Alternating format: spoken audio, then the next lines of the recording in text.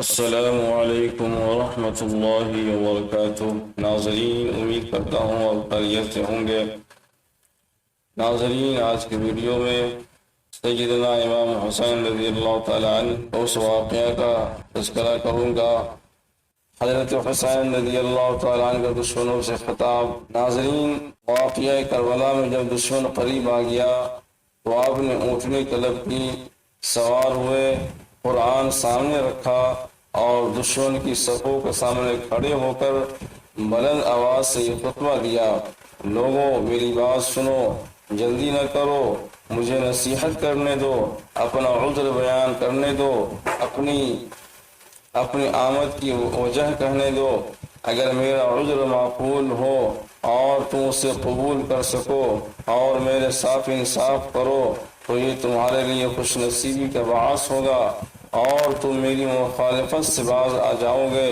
لیکن اگر سننے کے بعد بھی تم میرا عذر قبول نہ کرو اور انصاف کرنے سے انکار کر دو تو پھر مجھے کسی بات سے بھی انکار نہیں ہے۔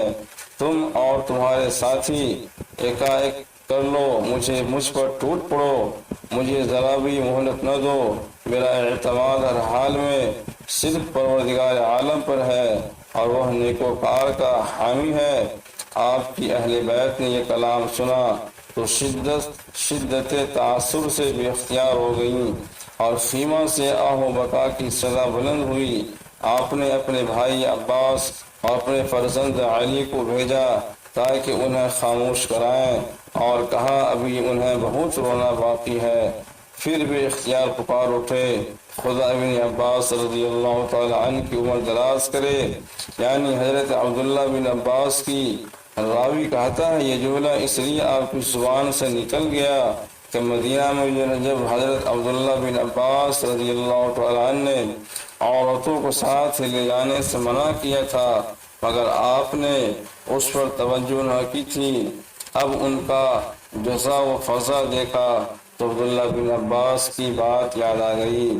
پھر آپ نے ارسلنا و تقریر شروع کی: لوگوں، میرا حسب و نسب یاد کرو، سوچو میں کون ہوں، پھر اپنے گریبان میں منہ ڈالو اور اپنے ضمیر کا محاسبہ کرو، خوب غور کرو، کیا تمہارے لیے میرا قتل کرنا اور میری حرمت کا رشتہ توڑنا روا ہے؟ کیا میں تمہارے نبی صلی اللہ علیہ وسلم کی لڑکی کا بیٹا، اس کی عم ذات کا بیٹا نہیں ہوں؟ کیا سید الشہداء امیر حمزہ میرے باپ کے چچا نہیں تھے؟ کیا ذوالجناحین حضرت جعفر طیار میرے چچا نہیں تھے؟ کیا تم نے رسول اللہ صلی اللہ علیہ وسلم کا مشہور قول نہیں سنا کہ آپ میرے اور میرے بھائی کے حق میں فرماتے تھے: سیدہ شباب اہل الجنہ، جنت میں نوعمروں کے سردار؟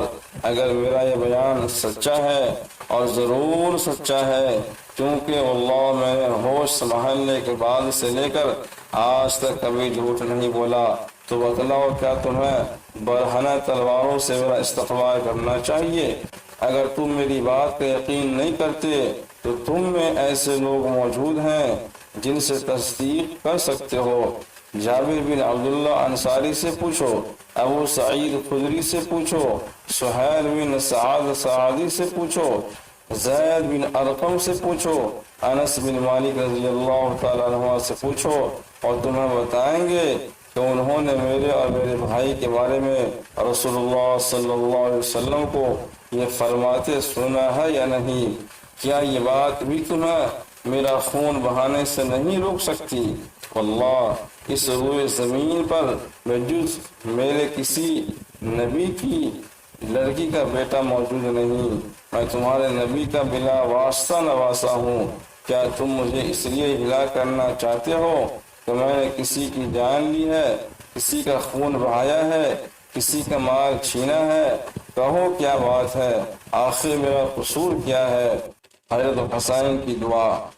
ناظرین، واقعہ کربلا کے موقع پر دشمن کا لشکر آگے بڑھتا دیکھ کر سیدنا امام حسین رضی اللہ تعالیٰ عنہ نے دعا کے لیے ہاتھ اٹھا دیے: الہی، ہر مصیبت میں تجھ پر میرا بھروسہ ہے، ہر سختی میں تو ہی میرا پشت پناہ ہے، کتنی مصیبتیں پڑی، دل کمزور ہو گیا، تدبیر نے جواب دیا، دوست نے بے وفائی کی، دشمن نے خوشیاں منائی، مگر میں صرف تجھی سے التجا کی اور تو نے ہی میری دستگیری کی۔